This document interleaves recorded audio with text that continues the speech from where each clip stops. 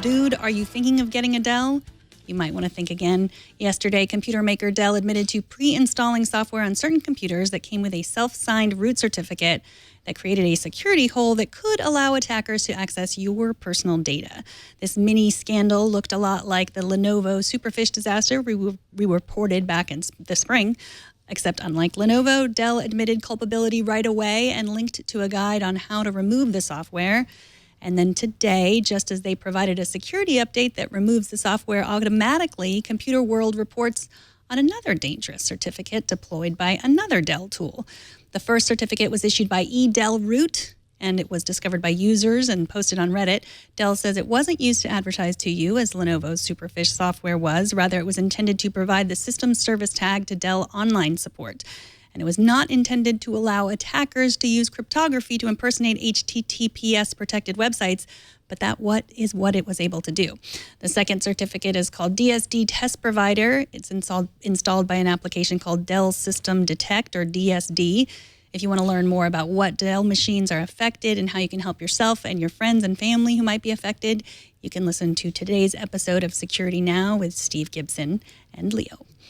Over the weekend, the founders of Yelp and TripAdvisor tweeted that Google seemed to be favoring its own reviews over those of Yelp and TripAdvisor, even if your search included the word TripAdvisor. Mark Bergen over at Recode spoke with Google about the claim, and they say it is a bug, not a feature.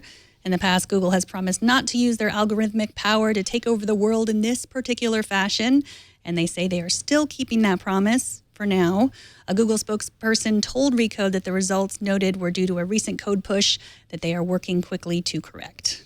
Have you seen that cute little quiz that lets you tell your friends your most used words on Facebook?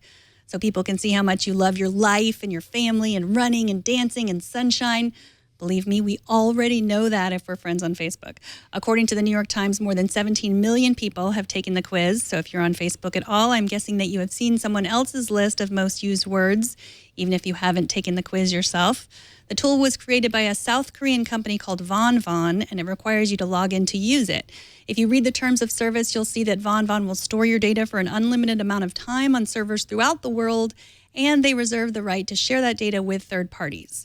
Now, the sudden outcry on Facebook and elsewhere about how this quiz is a privacy nightmare is a good example of how little most of us understand what Facebook and other legitimate sites are already doing with our data. On the list of items you make public to VonVon is your profile picture, but Facebook already makes that public, in case you didn't already know that. And the list of what Facebook can and does and has been doing with your data every second in order to sell ads to third parties is much lengthier than VonVon's paltry list. It's a trade-off you make to use Facebook. VonVon's chief executive, Jong-Hwa Kim, told VentureBeat that they are not trying to sell your data to third parties and that they have nothing to sell. And that is not so with Facebook. And speaking of privacy, Ars Technica says that Windows 10 November update was pulled for resetting privacy settings, but now it's back. Users sent reports to Microsoft that when they upgraded from the Windows 10 July release to the November update, 4 privacy settings would revert to their defaults. The official statement from Microsoft said that for the small amount of customers who were affected, they will restore their settings over the coming days, and they apologize for the inconvenience. Microsoft says they're working to resolve the issues as quickly as possible, and it will not impact future installs of the November update, which is available today.